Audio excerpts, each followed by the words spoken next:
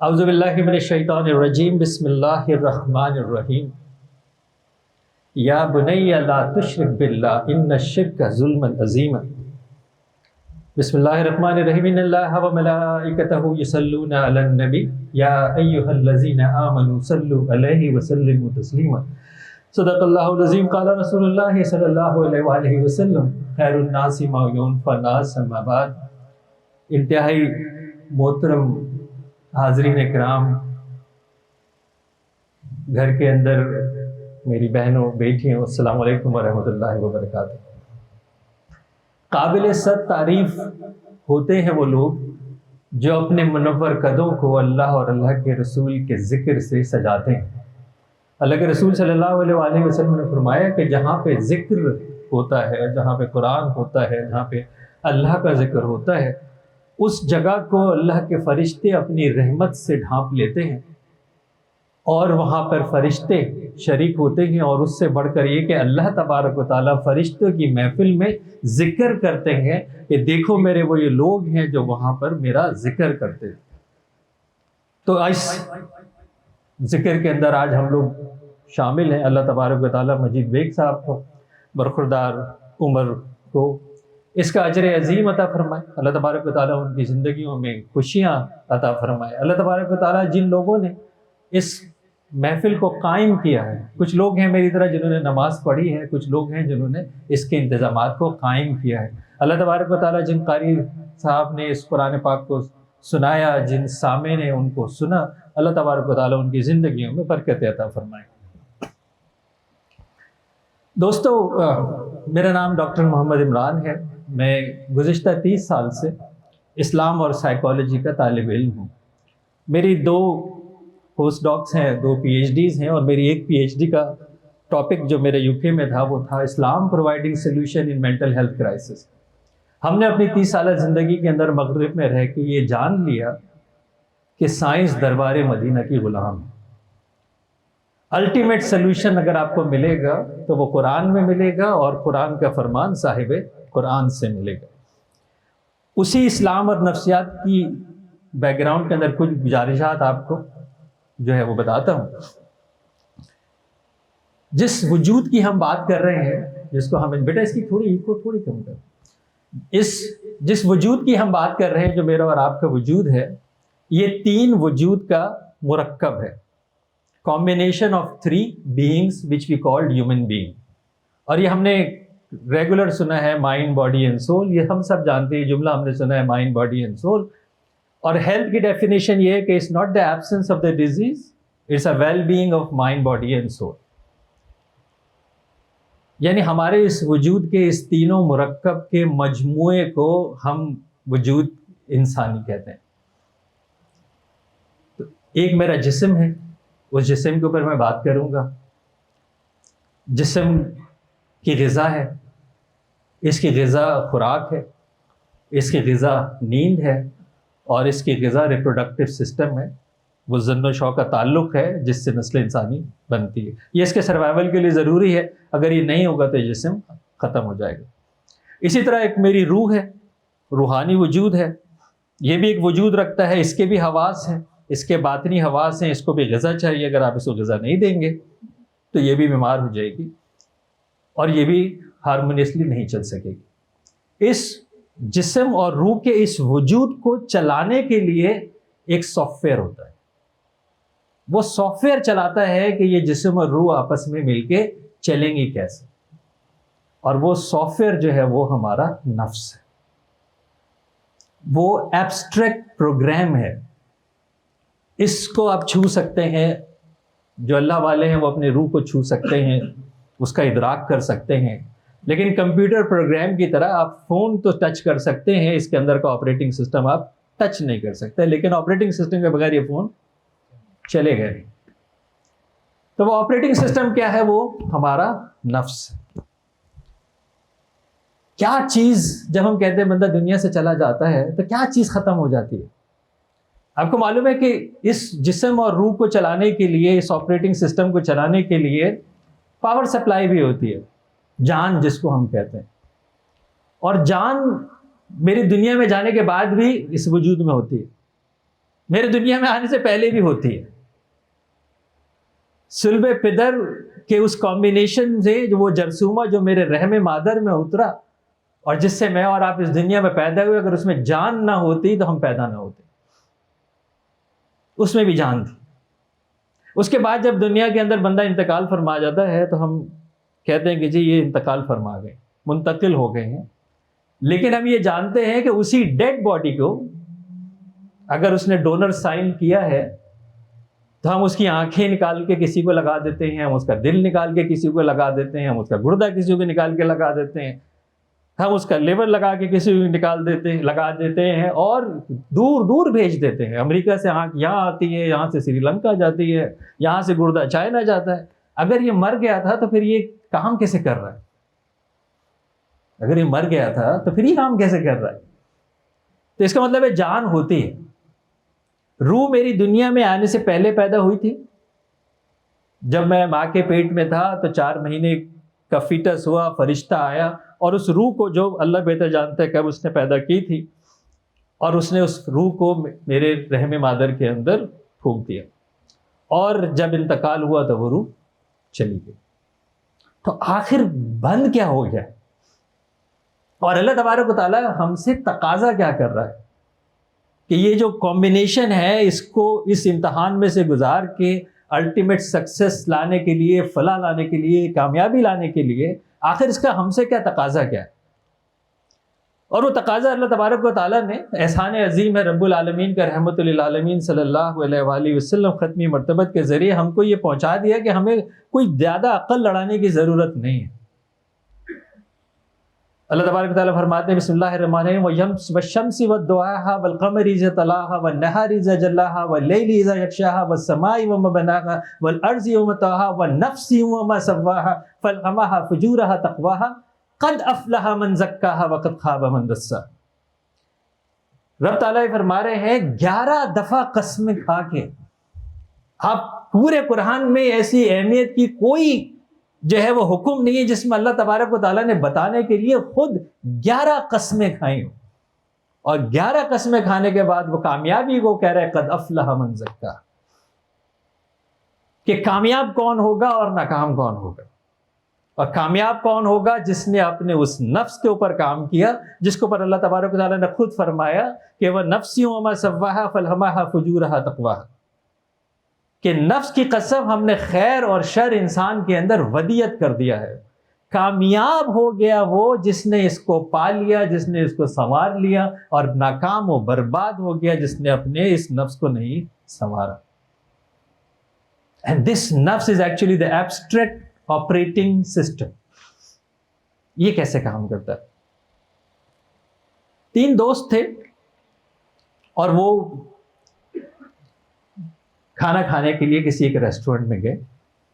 انہوں نے وہاں پہ کھانا کھا کے وہ واپس آئے، گاڑی میں بیٹھے ہوئے تھے تو ایک دوست نے اپنی جیب میں سے ایک فاسٹ، ایک نلکا گولڈن کلر کا نکالا اور اس نے اپنے 2 دوستوں کو دکھایا کہ یار یہ دیکھو کتنا خوبصورت گولڈن جو ہے وہ ٹیپ تھا، فاسٹ تھا، نلکا تھا، یہ میں نکال لایا.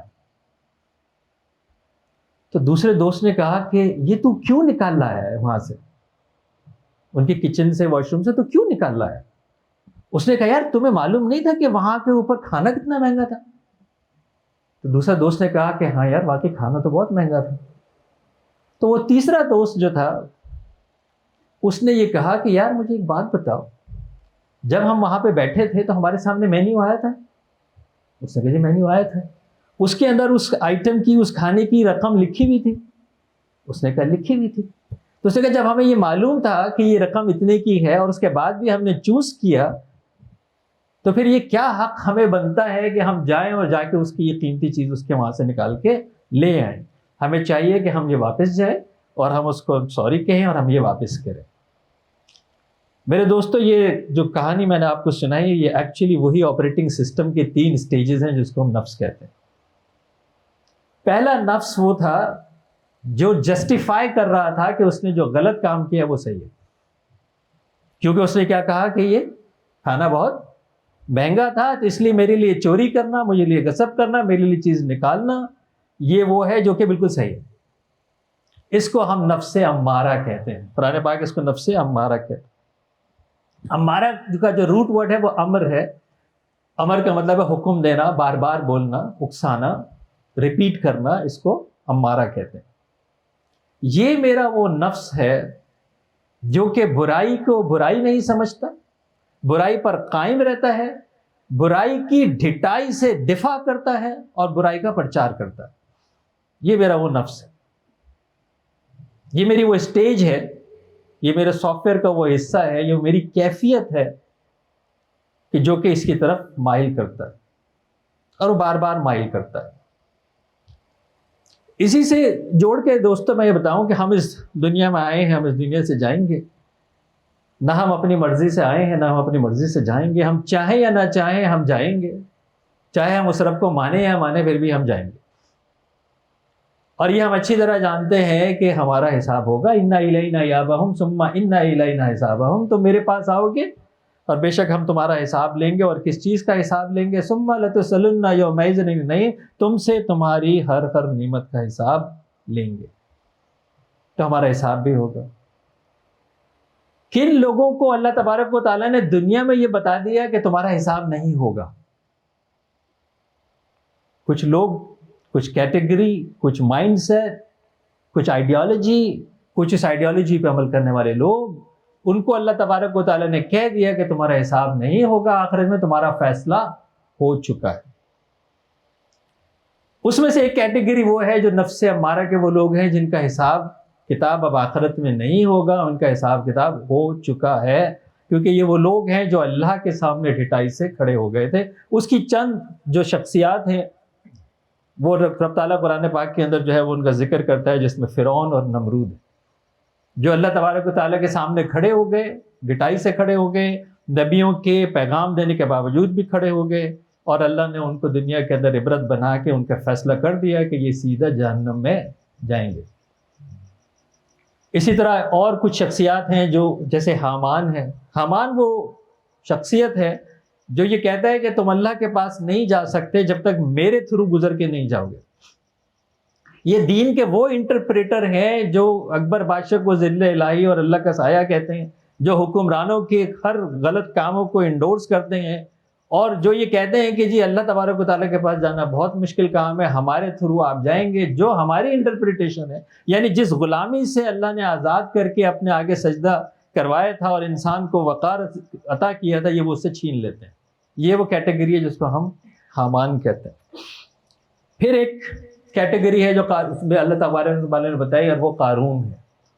قارون کون ہے؟ وہ جو کہتا ہے کہ اس جو نعمتیں ہیں یہ میری ہیں، یہ میری کمائی ہے، یہ پیسہ میرا ہے، میں فیصلہ کروں کہ کس کو دوں یا کس کو نہ دوں، میں فیصلہ کروں کہ میں تمہیں کھانا دوں یا نہ دوں، میں یہ فیصلہ کروں کیونکہ یہ پیسہ میرا ہے. تو پھر جس طرح اللہ تبارک و تعالیٰ نے اپنی اس شرک کو جو اس نے کیا، یعنی خود اس نے اپنے اس نعمتوں کو اپنے اوپر کہا کہ یہ میرا ہے، اس کو عبرت بنایا. پھر ایک اور کیٹیگری جو ہمیں روایات کے اندر ملتی ہے وہ ابو جہل ہے. ابو الحکم کہلاتا تھا ایک وہ شخص جو اپنے زمانے کے اندر حجاز میں عقل مند، حکمت کا باپ، یعنی اس زمانے کا جو ہے وہ سقراط، اور تاریخ اس کو ابو جہل کے نام سے یاد رکھتی ہے، یعنی وہ جہالت کا باپ کہلایا. وہ کیوں کہلایا؟ کیونکہ حق پہچانتے ہوئے حق کا انکار کیا. وہ کہتا تھا میں محمد صلی اللہ علیہ وآلہ وسلم کو ایسے پہچانتا ہوں جیسے اپنے بچوں کو پہچانتا ہوں، لیکن میں کیا کروں، جو ہمارے ہاں سلسلہ چلا آ رہا ہے اس کو کیسے ڈینائی کروں، اس سسٹم کو کیسے ڈینائی کروں.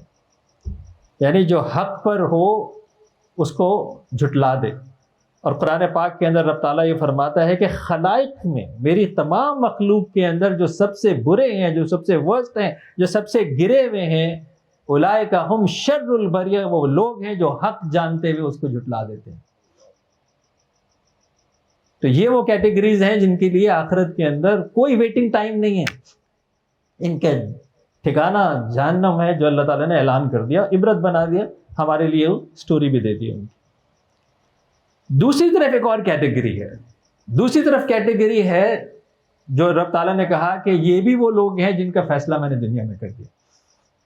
جنت ان کے لیے ایسی ہے کہ یہ جس دروازے سے چاہیں جنت میں داخل ہو جائیں. یہ وہ لوگ ہیں جن سے میں راضی ہوں اور یہ مجھ سے راضی ہیں. رضی اللہ عنہ رضوا عنہ رضوان اللہ اجمعین. یہ وہ لوگ ہیں. خودی کو کر بلند اتنا کہ ہر تقدیر سے پہلے خدا بندے سے خود پوچھے بتا تیری رضا کیا ہے. یہ وہ لوگ ہیں جو اللہ تبارک و تعالیٰ جن کو راضی کرنا چاہتا ہے. تو امیجن کریں وہ کیا مقام ہوگا جن کو اللہ راضی کرنا چاہتا ہے. تو یہ وہ لوگ ہیں جن کے لیے اللہ نے صاحب قرآن نے بتا دیا کہ یہ جنت میں جانے والے ہیں سیدھے.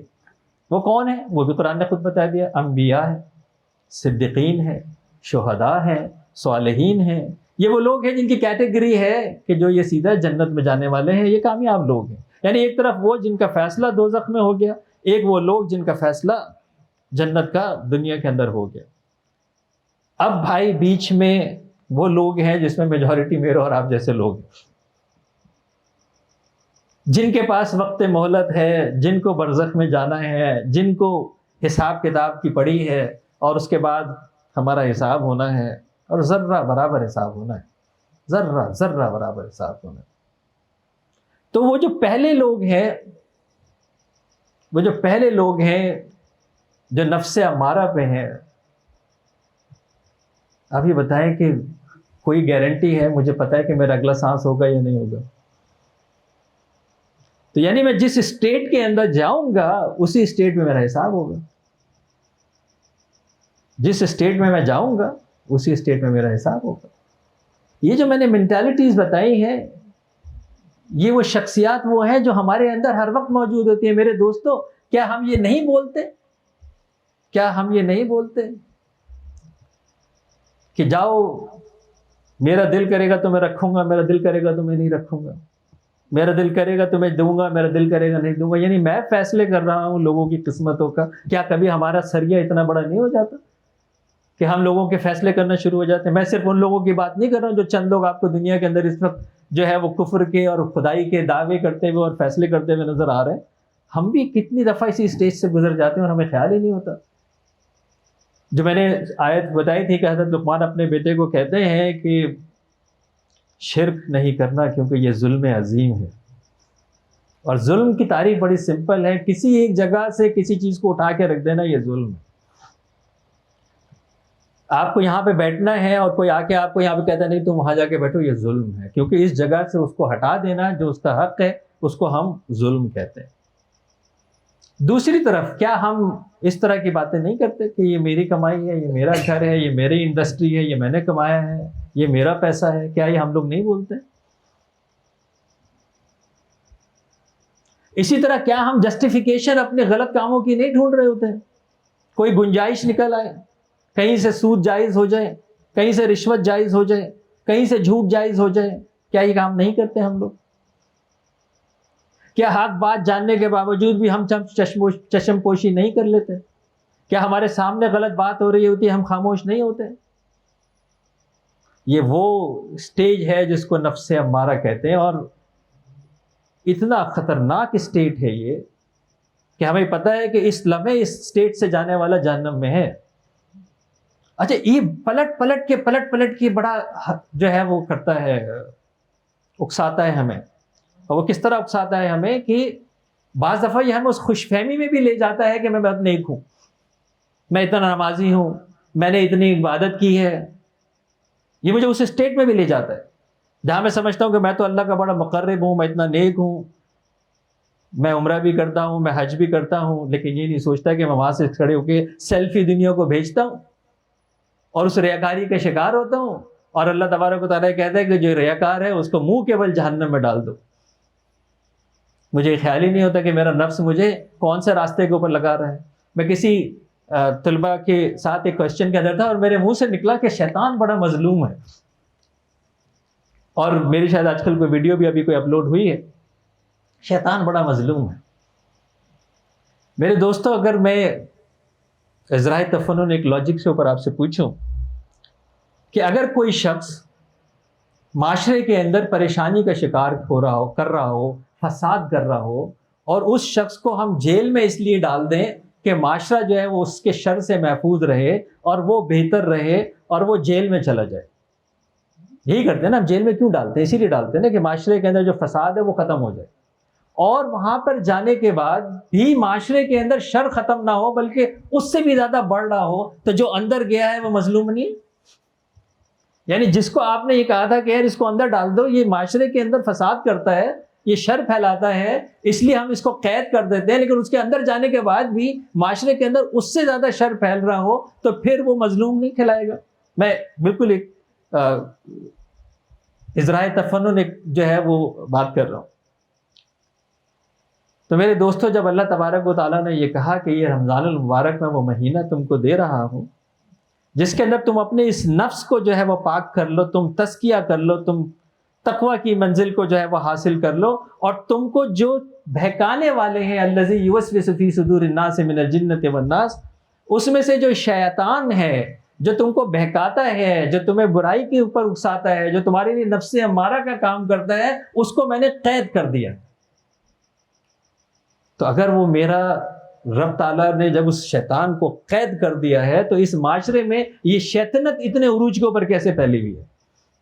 یہ شیطنت کون پھیلا رہا ہے؟ چاہے وہ جھوٹ بولنے کی ہو، چاہے وہ دھوکہ دینے کی ہو، چاہے وہ ذخیرہ اندوزی کرنے کی ہو، وہ کم تولنے کی ہو، یہ شیطنت کون پھیلا رہا ہے اگر وہ قید ہے تو؟ یہ میرا وہی نفس امارہ ہے جس کو میں نے فیڈ کیا ہے، جو مجھ سے یہ کام کروا رہا ہے۔ پھر ایک اور کام ہم نے کیا کیا؟ کیوں میں کہتا ہوں کہ شیطان جو ہے وہ مظلوم ہے؟ ایک تو اس نے عبادت گزار تھا، عزازیل تھا، اللہ کے مقرب جو ہے وہ مخلوق میں تھا، اللہ تبارک و تعالیٰ نے اس کو حکم دیا اور اس نے اس کا انکار کر دیا کہ میں بہتر ہوں، میں بہتر ہوں۔ کبھی ہم نے یہ سوچا ہے کہ اللہ تبارک و تعالیٰ کو شیطان نے یہ نہیں کہا کہ میں تجھے نہیں مانتا؟ یہ نہیں کہا تھا اس نے کہ میں تجھے نہیں مانتا۔ شیطان کی خطا یہ نہیں ہے کہ اس نے اللہ کو یہ کہا تھا کہ میں تجھے نہیں مانتا، اس کی وہ انا جس کے اوپر اس نے کہا تھا کہ میں اس سے بہتر ہوں۔ میرے دوستو، ہم یہ کام نہیں کرتے؟ میری گاڑی تم سے بہتر ہے، میرے گریڈ تم سے بہتر ہے، میرے رزلٹ تم سے بہتر ہے، میرا گھر تم سے بہتر ہے، کیا نہیں کرتے ہم یہ؟ کیا ہمیں پتہ ہے کہ اس وقت ہمارے اندر کون بول رہا ہوتا ہے؟ تو ایک تو اس نے اپنے اوپر یہ ظلم کیا کہ جانتے ہوئے، عقل رکھتے ہوئے ابو جہل کہلایا اور انکار کر دیا رب کے اس حکم کا، جبکہ یہ جانتا تھا، لیکن اس کی انا اس کے بیچ میں آئی۔ پھر کیا ہوا کہ جب اللہ کی اس مشیت کے اندر اس نے آدم کو برگلایا، آدم سے خطا ہوئی، شیطان کہہ رہا ہے فَبِمَا أَغْوَيْتَنِي، اے رب تو نے مجھ کو بہکایا، اے رب تو نے میرے ساتھ یہ کام کیا جس کی وجہ سے میں ملعون ٹھہرا ہوں، جس کی وجہ سے میں ابلیس ٹھہرا۔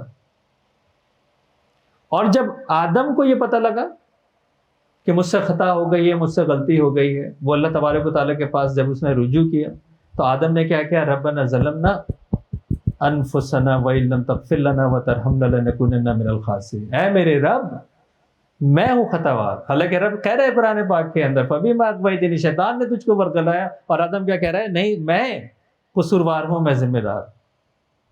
تو آج ہمارا رویہ کیا ہے؟ کوئی ہم سے غلطی ہو جائے، کوئی ہم سے گناہ ہو جائے، یار شیطان نے بہکا دیا،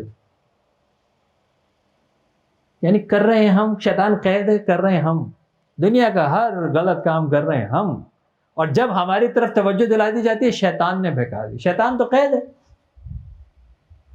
یہ شیطان کی صفت تھی کہ اس نے کہا کہ اللہ نے مجھ کو بہکایا۔ آدم کی کیا تھی کہ میں ذمہ دار ہوں، لیکن آج میں کیا کہہ رہا ہوں؟ میں ذمہ دار نہیں ہوں، میں اپنے کسی بے عملی کا ذمہ دار نہیں ہوں، میں اپنے کسی گناہ کا ذمہ دار نہیں ہوں، میں اپنے کسی غلط کام کا ذمہ دار نہیں ہوں۔ کس نے بہکایا ہے؟ اس نے بہکایا، اس نے بہکایا، اس نے غلط کیا، دوسروں کو پر الزام ڈال رہا ہے۔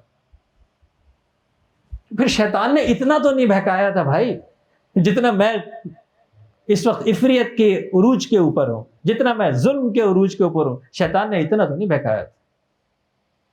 اگر کوئی کہتا ہے کہ یار اس نے میرے ساتھ اس طرح کہا تھا، میں نے کہا تو بھی چھوڑیو نہیں، اور وہ جا کے قتل کر دے، اور کوئی سے پلٹ کے کہے گا یہ تو نے کیا کیا؟ تم نے تو کہا تھا چھوڑیو نہیں۔ شیطان نے اتنا تو نہیں بہکایا۔ تو یہ کیا چیز ہے جو ہمیں اس نفس امارہ کے اوپر قائم رکھی ہوئی ہے؟ یہ میرا وہ نفس ہے جس کو اللہ تبارک و تعالیٰ کہہ رہا ہے کہ اگر اس کو تو نے نہیں سدھارا تو تو ناکام ہو گیا. قد افلح من زکاہا وقد خاب من دساہا. یہ اتنا خطرناک ہے میرے دوستو کہ اس سے بچنے کے لیے حضرت یوسف علیہ السلام ابن نبی ابن نبی ابن نبی وہ بھی دعا کرتے ہیں, وہ بھی اللہ تبارک و تعالیٰ دعا کرتے ہیں, رب تعالیٰ مجھ کو بچا لے کہ کہیں میں گناہ گار نہ ہو جاؤں. جب حضرت یوسف علیہ السلام ابن نبی ابن نبی ابن نبی, اگر وہ یہ کہہ رہے ہیں کہ اگر تیری رحمت نہیں ہوگی تو میں بچ نہیں سکوں گا, یہ اتنا خطرناک ہے جس کو ہم پالتے ہیں, جس کو ہم اپنے اندر رکھتے ہیں. تو یہ وہ ایک سٹیج ہے.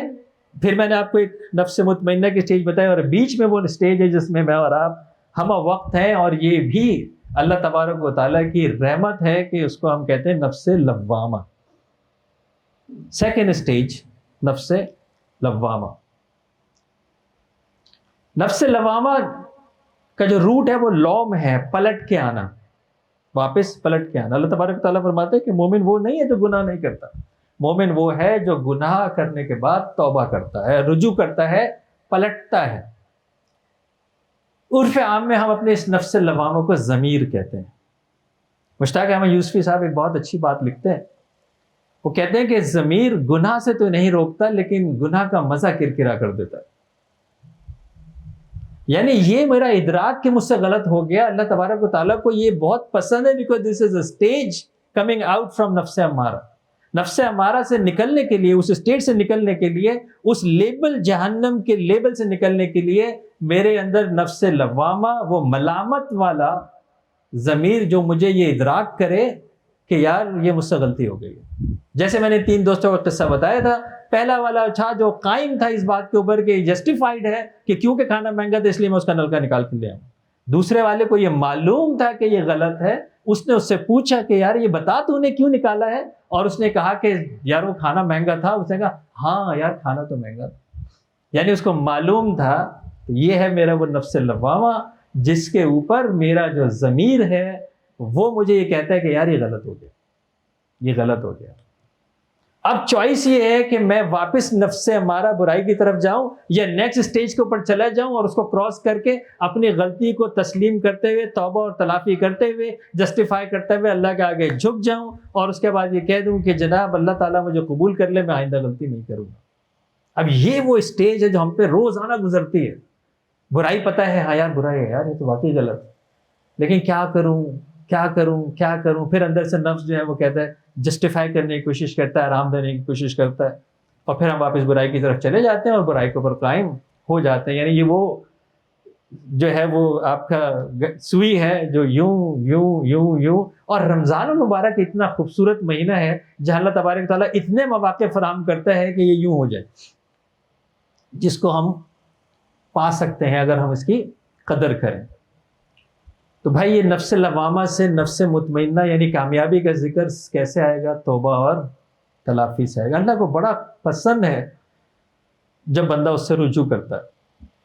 تو ہم سے اگر جو غلطی ہو گئی, ہمارے پاس وقت مہلت ہے. سب سے خوبصورت بات اس کی یہ ہے کہ اس وقت ہمارے پاس وقت مہلت ہے, اور اگر ہم اپنے اس غلطی کا ادراک کر لیں, یعنی اس کو جان لیں, اس پہ پشیمان ہو جائیں, اس کے بعد اس کی تلافی کریں, قولی ہے تو قولی, فعلی ہے تو فعلی, پبلک میں ہے تو پبلک کے اندر تلافی کریں, تنہائی میں ہے تو تنہائی کے اندر تلافی کریں, اور اس کے بعد اللہ تبارک و تعالیٰ سے اخلاص سے گڑ گڑا کے یہ کہیں کہ یا اللہ غلطی ہو گئی تھی, اب میں نہیں کروں گا. اور اس کے بعد اللہ تبارک و تعالیٰ سے اسی طرح مدد مانگے جیسے حضرت یوسف علیہ السلام نے مانگی کہ مجھے توفیق دے کہ میں قائم رہوں اپنی اس معافی کے اوپر. تو اللہ تبارک و تعالیٰ کہتا ہے کہ یہ بالکل ایسا ہی ہے جیسے تم نے گناہ نہیں کیا, اور اتنے جتنے تمہارے گناہ کیے میں نے اس کے گناہوں کو نیکیوں میں تبدیل کر دیا. تو I can be so clean even now. اس وقت میں اپنی زندگی کے اندر کلین فریش سلیٹ اسٹارٹ کر سکتا ہوں اگر آج میں ارادہ کر لوں. آج اگر میں اس بات کا ادراک کر لوں کہ یار یہ میں کتنی دفعہ جو ہے وہ فرعون بن چکا ہوں, نمرود بن چکا ہوں, حامان بن چکا ہوں. آج میں یہ ادراک کر لوں کہ یار اتنے رمضان المبارک کے اندر ایسی گھڑیاں, قیام اللیل, قرآن پاک کی تکمیل, اور اللہ تبارک و تعالیٰ مجھے بار بار مجھے کہہ رہا ہے پلٹ کے آنے والوں کے لیے کہ میں تمہارے لیے یہ موقع دیتا ہوں, اور میں اس نفس مطمئنہ کے اوپر چلا جاؤں, اس میں کیفیت کے اندر چلا جاؤں جہاں کے اوپر رب تعالیٰ کہہ رہے ہیں کہ میں تجھ سے راضی اور تو مجھ سے، یہ موقع میرے پاس ہے، یہ وقت مہلت ہے میرے پاس، اگر آج میں اس کا ارادہ کر لوں۔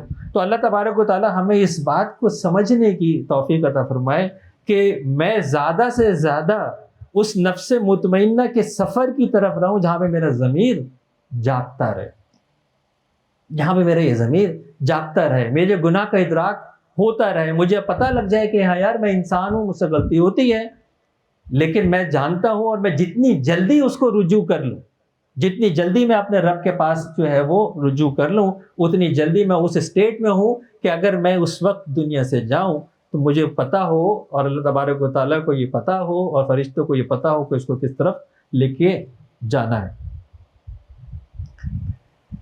میری جو ہے وہ اسلام اینڈ سائیکالوجی پہ بہت ساری کتابیں ہیں، انگلش میں بھی ہیں، اردو میں بھی ہیں۔ ایک کتاب آپ کے لیے تحفتاً میں لے کے بھی آیا ہوں، روحانی علاج کے اوپر، بحر شفا، اپنے روحانی علاج خود کیجیے۔ میں یہ کہتا ہوں کہ جب میرا جسم بیمار ہو تو مجھے میڈیکل ڈاکٹر کے پاس جانا چاہیے، جب میرا ذہن بیمار ہو تو میرے جیسے ماہر نفسیات کے پاس آنا چاہیے۔ ہمارا مینٹل ہیلتھ سینٹر ہے، ہم اسپیشل نیڈ چلڈرن بچوں کے ساتھ جو ہے وہ کام کرتے ہیں، لیکن جب روح بیمار ہو تو پھر مجھے اللہ سے رجوع کرنا چاہیے۔ کیسے رجوع کرنا چاہیے وہ سارے طریقہ کار میں نے اس کتاب کے اندر لکھے ہیں۔ وہ کتاب وفاق المدارس اور تمام مکاتب فکر سے اپرووڈ ہے، تو پھر اس کے اندر آپ جو ہے وہ قرآن و سنت کے مطابق آپ اس کو پڑھ سکتے ہیں، اور ایک سیلف ہیلپ بک ہے۔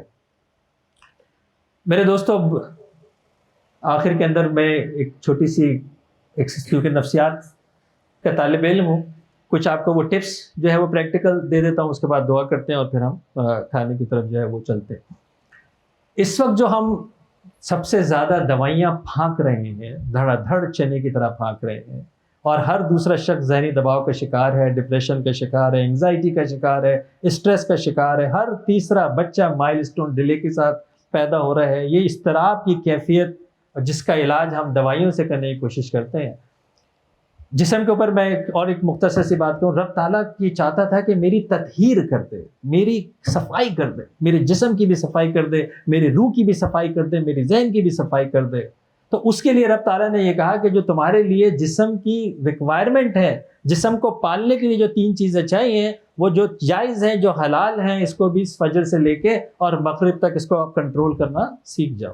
کیا تھا؟ صبح فجر سے لے کے مغرب تک میں کھانا نہیں کھاؤں، فطری تعلق قائم نہ کروں، اور نیند کو میں تخفیف کروں اور قیام اللیل کروں۔ یہ میرے اس جسم کے لیے بڑا ضروری تھا، لیکن دوستو ہم نے کیا 11 مہینے اتنا کھانا نہیں کھاتے جتنا ہم اس 1 مہینے میں کھانا کھاتے۔ میں نے کس چیز کے اوپر اپنے آپ کو کنٹرول کیا؟ میں نے کیا اپنی ٹریننگ کی؟ اتنا بیسن تو 11 مہینے میں، اتنا بیسن تلا ہوا گھی 11 مہینے میں نے نہیں کھایا، تو میں نے کیا ٹریننگ کی ہے بھائی؟ اسی طرح نیند کے اندر مجھے قیام اللیل کرنا ہے، مجھے رات کو تراویح پڑھنی ہے، اس لیے دن میں سونا بہت ضروری ہے۔ وہ اس نے کب کہا تھا کہ دن میں سو کے رات کو جاگنا؟ اس نے تو کہا تھا اپنے آپ کو اسٹریچ کرنا، اور پھر میرے جو ذہن کو پاکیزہ رکھنا تھا اس کا علاج میں نے اس سے کیا۔ 6.5 گھنٹے ایوریج پر ڈے، یعنی آپ اندازہ کریں 24 گھنٹے میں 8 گھنٹے کی نیند، 1/3 of my life is sleep, اور جو میں جاگ رہا ہوں 8 گھنٹے وہ ہے یہ۔ اور یہ کیا ذہن سازی کر رہا ہوگا، یہ کیا آپ کے ذہن کو نفس مطمئنہ پہ لے کے جا رہا ہوگا، یہ کیا تزکیہ کر رہا ہوگا، میرے نہیں خیال کہ مجھے اس کی تفصیلات میں جانے کی ضرورت ہے۔ تو پھر بھائی میں نے کیا اس رمضان کے مجھے اثرات کیوں نظر نہیں آتے، اور وہ رمضان کے اثرات لیلۃ الجائزہ جو سب سے قیمتی رات ہے جہاں اللہ تعالیٰ انعام دے رہے ہیں، وہ میں کس لغو میں گزارتا ہوں مجھے اچھی طرح پتہ ہے، جس کو ہم چاند رات کہتے ہیں۔ ورنہ تو 29 دنوں کے اندر انسان کا بچہ بن جائے نا ہم۔ یہ چند گھنٹوں میں ہمیں کیا ہو جاتا ہے، یہ کیا چیز کھل جاتی ہے، یہ کیا چیز کھل جاتی ہے۔ شیطان تو صبح فجر سے پہلے نہیں کھلتا، ہم کیسے رات کو کھل گئے اتنے زیادہ؟ اور پھر ہم کہتے ہیں کہ جی ہم نے اتنی دعائیں کی، ہم نے اتنا کام کیا، کیونکہ جو اللہ نے کہا وہ تو ہم نے نہیں کیا، نہ ہم نے جسم کے ساتھ کیا، نہ ہم نے روح کے ساتھ کیا، نہ ہم اپنی نیند کے ساتھ کیا، تو اس لیے ہمیں فائدہ ہی نہیں ہو رہا جس فائدے کی ہم بات کر رہے ہیں۔ تو جب ہم اپنے لائف اسٹائل کے اندر فطرت کے خلاف چلتے ہیں تو ہم دوائیاں پھانکتے ہیں۔ ہمارے جسم کے اندر جو کیمیکلز ہیں، جو ہیپی کیمیکلز ہیں، جو اسینشل کیمیکلز ہیں، جو بیلنس کرنے کے کیمیکلز ہیں ہمارے برین کے اندر، جن کو ہم نیورو ٹرانسمیٹرز کہتے ہیں، اس کے اندر ایک ہے جس کو ہم ڈوپامین کہتے ہیں. وہ اس ڈوپامین رش کو ہم چسکا کہتے ہیں, مزہ کہتے ہیں. یہ ہمیں چاہیے, ہمارے دماغ کو چسکا چاہیے, ہمارے دماغ کو مزہ چاہیے. اس کے لیے ہم کیا کرتے ہیں, چائے, کافی, پان, گٹکا, ماوا, نشہ, یہ سارے وہ ہیں جس کے لیے ہمیں چسکا چاہیے. اور سب سے عذاب چسکا, جو 6.5 گھنٹے ہم اس چسکے کے لیے اس کے اوپر ہم لگا رہے ہیں, اور اس کے بعد کیا ہوتا ہے, جب وہ ڈوپامین کام نہیں کرتا تو پھر ہم ڈوپامین کی دوائیاں جو ہے وہ کھاتے ہیں کہ ہمیں اپنے آپ کو ہائی رکھنا ہے, ڈوپامین کی دوائیاں کھاتے ہیں. میرے دوستو, یہ ڈوپامین نیچرل کیمیکل ہے. قدرت کا نظام یہ ہے کہ جب آپ کسی بھی کیمیکل کا سہارا باہر سے لیں گے تو اندر والا کام کرنا چھوڑ دے گا. انسولین اس کی بیسٹ ایگزامپل ہے. جب آپ انسولین باہر سے لینا شروع کرتے ہیں تو اندر کی انسولین بننا بند ہو جاتی ہے, کیونکہ آپ نے اس کو اپنے جسم کو کس پہ ٹرین کیا ہے, آپ نے باہر والے پہ ٹرین کیا ہے. تو اب کیا ہوا کہ یہ ڈوپامین کیسے بنتا ہے؟ ڈوپامین بہت آسانی سے بنتا ہے جب ہم, اور میں ایویڈنس بیس بات کر رہا ہوں کیونکہ ظاہر ہے میں مغرب کے اندر پڑھاتا ہوں, جب ہم اپنا کام بسم اللہ الرحمن الرحیم سے شروع کریں اور اپنے ہر کام کا اختتام شکر الحمدللہ پہ کریں, یہ وہ ڈوپامین خود بخود بناتا ہے. یعنی بسم اللہ, اتنا مشکل کام تو نہیں ہے کہ میں بسم اللہ سے کام شروع کروں اور شکر الحمدللہ پہ ختم کروں, لیکن وہ کام جائز بھی تو ہو, وہ کام جائز بھی تو ہو. میں اپنے دن کو, ہمارے پاس 5 وقت, اللہ تبارک و تعالیٰ سے بہتر ہماری سائیکالوجی اور بایولوجی اور ہماری جو ہے وہ نفسیات کون جانتا ہوگا. جو اس نے ہماری نمازیں دی اسی لیے تھی کہ جب میری وہ نماز کے اوپر ٹائم, میں نے نماز پڑھ لی اور میں نے کہا شکر الحمدللہ, اللہ نے اپنے دربار میں حاضری دی, یہ ڈوپامین بنتا ہے.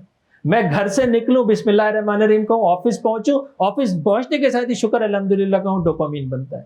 میں اپنے دن کو اسکیجول کر لوں کہ اس ٹائم پہ یہ کروں گا, اپنے دنوں کو ٹاسک میں چینج کر لوں. اسٹوڈنٹس اپنے ٹائم ٹیبل بنا دیں, جیسے ہی ٹائم ٹیبل کے اوپر آپ کو ختم اور آپ نے کہا شکر الحمدللہ, ڈوپامین بنتا ہے. کون سا اتنا مشکل کام ہے کہ اگر میں اپنے اس دن کا تجزیہ بھی ہو جائے گا اور میرا تزکیہ بھی ہو جائے گا, میرا ڈوپامین بن جائے گا, مجھے الٹے سیدھے نشے, الٹی سیدھی چیزیں ڈالنے کی ضرورت نہیں پڑے گی. دوسرا ایک بہت اسینشل کیمیکل ہے جس کو ہم آکسیٹوسن کہتے ہیں. اس کو ہم رحم, لو, پیار, محبت کا کیمیکل کہتے ہیں. یہ ہم سب کی ضرورت ہے. بھینسوں کو یہ پف میں بھی دیا جاتا ہے, انجیکشن میں بھی دیا جاتا ہے, تاکہ ان کے اندر رحم کا جذبہ ہے اور وہ دودھ زیادہ دیں. یہ اتنا اہم ہے کہ ہم سب کو لو, کنیکشن, اپریسیشن, اٹینشن ہم سب کو چاہیے. یہ کیمیکل ہمیں چاہیے, آکسیٹوسن. اور اس آکسیٹوسن کو بنانے کا ایک بہت ہی آسان طریقہ ہے, اور وہ یہ ہے کہ ہم درگزر کرنا سیکھ لیں, ہم اگنور کرنا سیکھ لیں, ہم جھنجھلانا جو ہے وہ چھوڑ دیں. صبح ہمیں کوئی سائڈ مار کے چلا گیا, شام تک ہم نے لوگوں کی زندگی خراب کر رکھی, یہ کہہ کہ صبح یوں نکل گیا, وہ غلط نکل گیا, وہ یہ نکل گیا. ہم نے, اللہ کے رسول صلی اللہ علیہ وسلم قرآن پاک کی کہتا ہے کہ وہ لوگ جو حق پر ہوتے ہیں پیچھے ہٹ جاتے ہیں, صلح کر لیتے ہیں, درگزر کر دیتے ہیں, ہم ان کو فتح مبین عطا کر دیتے ہیں. حق پہ ہیں لیکن ہم پیچھے ہٹ جائیں اور ہم درگزر کر دیں. اور اس کی سب سے خوبصورت آسان یہ بتایا کہ جب تم اپنے بھائی کے لیے اس کی غیر موجودگی میں دعا کرتے ہو, اللہ تعالیٰ اس کو قبول کرتا ہے, اور وہ حق تمہیں بھی جو ہے دیتا ہے, اس کا اجر تمہیں بھی دیتا ہے, کیونکہ اس کے اندر تمہاری غرض نہیں ہوتی. اور اگر واقعی آکسیٹوسن کا ہائیسٹ لیول چاہیے, جس نے آپ کے ساتھ برا کیا ہے, جس کو اوپر آپ کو غصہ آتا ہے, جس کو اوپر آپ کہتے ہیں کہ یار اس نے میرے ساتھ ناجائز کیا ہے, اس کے حق میں, اس کی غیر موجودگی میں دعا کر دیں کہ یا اللہ اس کو ہدایت دے, اللہ بہتر جانے اس کے ساتھ کیا حالات ہوئے تھے. یہ آکسیٹوسن بنتا ہے. اس کے لیے آپ کو یہ موڈ اسٹیبلائزر کھانے کی ضرورت نہیں ہے. ہمارے پاس دوائیوں کے لیے بیٹھے ہوتے ہیں موڈ اسٹیبلائزر, یہی آکسیٹوسن مانگ رہے ہوتے ہیں. تیسری چیز جو بڑی سب سے زیادہ کھائی جا رہی ہے, جس کو اینٹی ڈپریسنٹ کہتے ہیں, ایسیسرائز کہتے ہیں, سب چنے کی طرح لیکسیٹونل, ڈائزاپام, سب دبا کے اینٹی ڈپریسنٹ کھا رہے ہیں.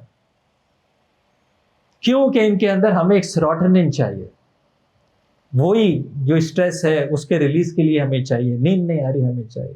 سیروٹونن کیسے بنتی ہے؟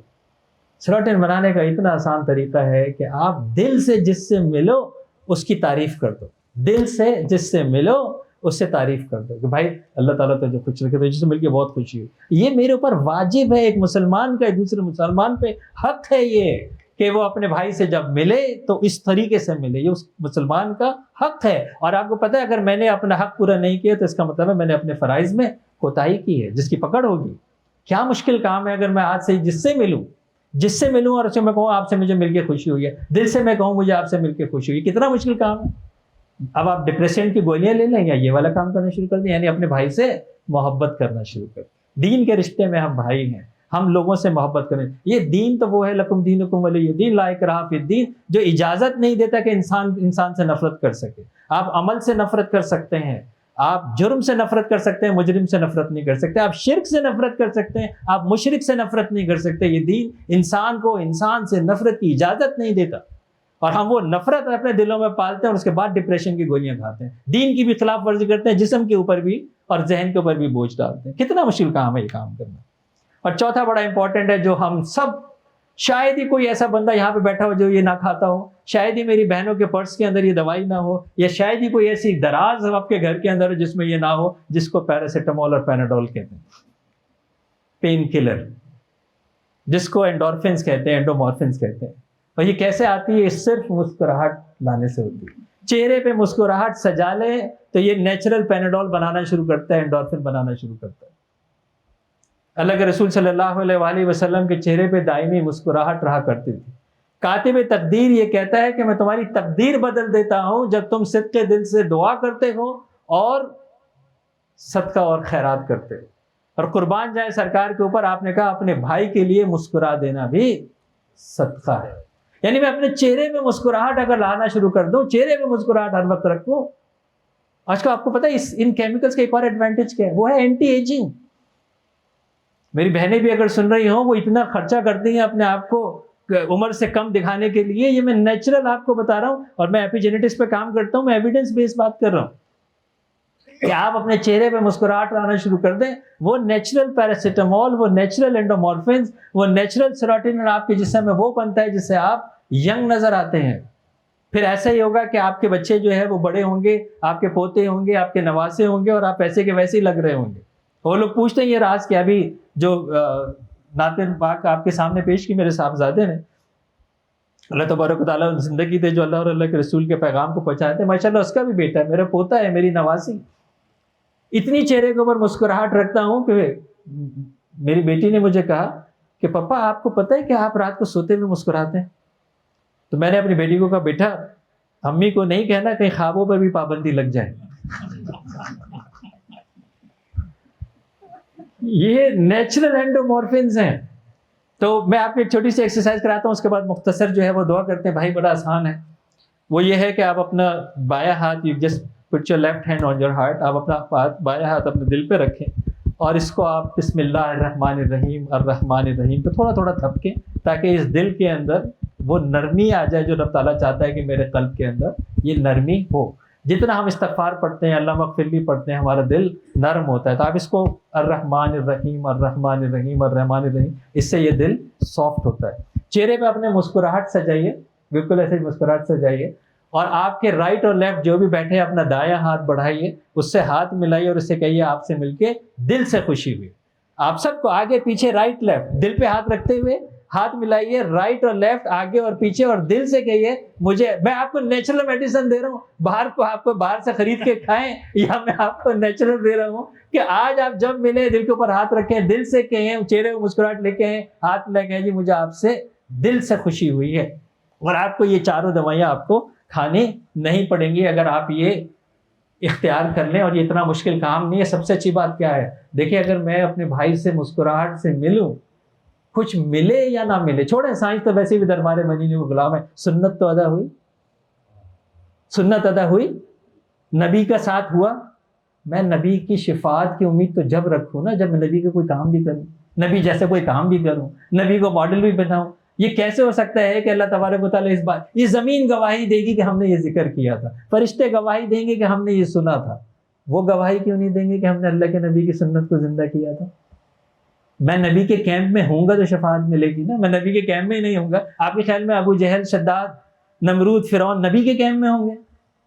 وہ تو جہنم کے کیمپ میں ہوں گے نا. تو میرے لیے تو بڑا آسان موقع ہے کہ نبی نے میرے لیے اتنا آسان کر دیا کہ میں جب مسکرا کے یہ سوچتے ہوئے ملوں کہ یہ نبی کا عمل ہے، تو میرے لیے کیسے ہو سکتا ہے کہ زندگی کے اندر اللہ میرے لیے آسانیاں نہ کریں. مختصر دعا کر لیتے ہیں اور پھر انشاءاللہ آنے کی طرف چلتے ہیں.